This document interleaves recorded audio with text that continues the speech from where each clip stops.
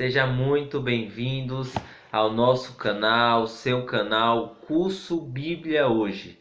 Eu tenho certeza que a palavra do Senhor tem te ajudado em todas as áreas da sua vida, no seu dia a dia. Tenho certeza que o desejo pela oração, pelo relacionamento com Deus e com as pessoas tem aumentado na sua vida. Porque ao estudarmos os ensinamentos de Cristo, esse desejo, esse amor por pessoas sempre surge, né? Essa alegria de compartilharmos a sua mensagem, o seu amor, ela acontece naturalmente em nossas vidas. Encerramos no vídeo anterior o capítulo 10 do Evangelho de Jesus no livro de Mateus. Agora nós vamos para o capítulo 11. E eu quero que você abra suas Bíblias aí, enquanto o nosso missionário Eliedson vai estar fazendo a oração para que Deus abra os nossos corações. Amém. Ore conosco. Senhor, muito obrigado, Pai, por esse momento que podemos agora meditar em cada ensinamento Teu, esse evangelho tão precioso, tão poderoso, que nos transformou e nos transforma a cada dia, Senhor, nos resgatando da nossa vida distante do Senhor, Pai, e trazendo para mais próximo de Ti. Que nesse momento, Senhor, nós possamos com toda humildade estar aprendendo mais e mais com o Senhor, entendendo que o Senhor é o dono de todo conhecimento, sabedoria e principalmente, Pai, da vida que devemos viver por meio do discipulado, do Evangelho transformador de vidas, ó Pai. Que cada pessoa que está nos acompanhando tenha esse desejo, Pai, cada vez mais, junto com sua família, de meditar em cada ensinamento, em cada palavra, para que possa, Senhor, estar colocando em prática como verdadeiros discípulos que queremos ser. Mas precisamos do Senhor, Pai.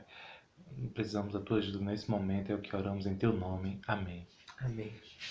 A partir do versículo 1 do capítulo 11. Eu creio que vocês já abriram suas Bíblias, então acompanhe conosco. Diz assim: E aconteceu que, acabando Jesus de dar instruções aos seus 12 discípulos, partiu dali a ensinar e a pregar nas cidades deles.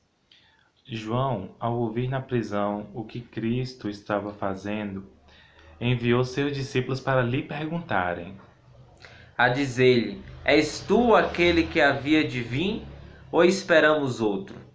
Jesus respondeu: Voltem e anunciem a João o que vocês estão ouvindo e vendo. Os cegos veem, e os coxos andam, os leprosos são limpos, e os surdos ouvem, os mortos são ressuscitados, e aos pobres é anunciado o Evangelho.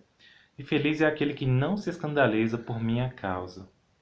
E partindo eles, começou Jesus a dizer às multidões a respeito de João: Que fostes ver no deserto uma cana agitada pelo vento? Ou o que foram ver? Um homem vestido de roupas finas? Ora, os que usam roupas finas estão nos palácios reais. Mas então que fostes ver? Um profeta? Sim, vos digo eu, e muito mais do que o profeta. Este é aquele a respeito de quem está escrito: Enviarei o meu mensageiro à tua frente, ele preparará o teu caminho diante de ti.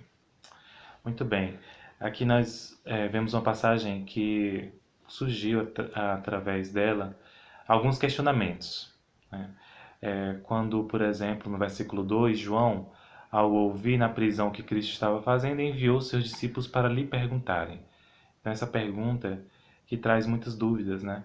És tu aquele que haveria de vir ou devemos esperar algum outro?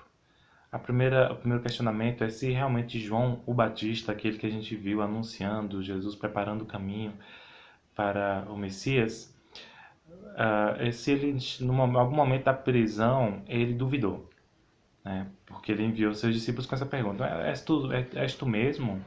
Né? Fazendo essa pergunta, os discípulos fazendo essa pergunta para Jesus, ser enviados por João o Batista.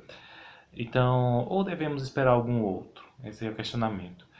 Alguns pensam que talvez que sim, né? Que João Batista possa ter duvidado, assim como os profetas tiveram momentos de fraqueza, de angústia, de dúvida, questionamentos.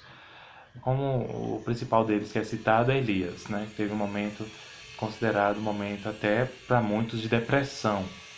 Mas são interpretações, né? Outros pensam que, a respeito dessa passagem, que João envia seus discípulos Aqueles mesmos discípulos, acreditam eles, que estavam com João, seguindo ele desde o começo, mas que continuam com João Batista, mesmo João já apontando para Jesus, quando Jesus passava ali em João capítulo 1, vocês vão ver Jesus passando e ele aponta para Jesus dizendo: eis que o cordeiro, aquele é o Cordeiro de Deus, né? E mesmo ele mostrando para os discípulos dele quem era Jesus, eles preferiram ficar com João Batista. Em outras passagens que a gente já estudou, por exemplo, em Mateus capítulo 9, a gente vê os discípulos de João Batista junto com os fariseus, seguindo todas as tradições, né? Como, por exemplo, jejum 2 vezes por semana. E eles questionam Jesus, assim como os discípulos dos fariseus, por que que eles viviam comendo e bebendo, sendo que os fariseus jejuavam 2 vezes por semana, né? Tradição também dada aos judeus. E então, essa outra linha de pensamento de alguns acredita que João Batista envia esses discípulos diretamente para Jesus para fazer essa pergunta não como um sinal de dúvida, mas como um sinal de que eles pudessem comprovar com seus próprios olhos que Jesus é o Messias enviado por Deus, cumprindo assim o que está no versículo 4 e 5. Jesus pacientemente fala para eles: olha, Jesus respondeu: voltem e anunciem a João o que vocês estão ouvindo e vendo. Os cegos veem, os mancos andam, os leprosos são purificados, os surdos ouvem, os mortos são ressuscitados e as boas novas são pregadas aos pobres. Então Jesus mostra ali que ele é o Messias. Mas o versículo 6 é bom a gente destacar também para a gente entender o que muitos acreditam. E feliz é aquele que não se escandaliza por minha causa. Ou seja, Jesus fala diretamente para aqueles discípulos de João que eles seriam bem-aventurados se eles não se escandalizassem, né? Porque Jesus ele fazia o que muitos fariseus não faziam, né? Então, o que a gente pode aprender com essa lição em relação ao discipulado, que existe um processo que envolve paciência, que envolve compreensão das pessoas que ainda não têm o conhecimento de Cristo, né? Se você já conheceu a verdade, se você está conhecendo, a gente precisa sempre olhar com o olhar de Cristo para essas pessoas que ainda não conhecem a verdade, que precisam pacientemente ser acompanhadas e toleradas nas suas dúvidas, nos seus questionamentos, né? Porque elas podem ser grandes, digamos assim, entre aspas, né? Grandes evangelistas no sentido de realmente se doar e se entregar para o evangelho, mas mesmo com suas dúvidas e questionamentos, né, naquele momento. Mas o nosso papel é apenas fazer discípulos como Jesus, independentemente de quem seja a pessoa. Amém. Acompanhe agora a partir do versículo 11, que diz assim: em verdade vos digo que, entre os que de mulher têm nascido, não apareceu alguém maior do que João Batista. Mas aquele que é o menor no reino dos céus é maior do que ele. Desde os dias de João Batista até agora, o reino dos céus é tomado à força, e os que usam de força se apoderam dele. Porque todos os profetas e a lei profetizaram até João. E se vocês quiserem aceitar, este é o Elias que havia de vir. Quem tem ouvidos para ouvir, ouça. A que posso comparar esta geração? São como crianças que ficam sentadas nas praças e gritam umas às outras. E dizem: tocamo-vos flautas e não dançastes, cantamo-vos lamentações e não chorastes. Pois veio João, que jejua e não bebe vinho, e dizem: ele tem demônio.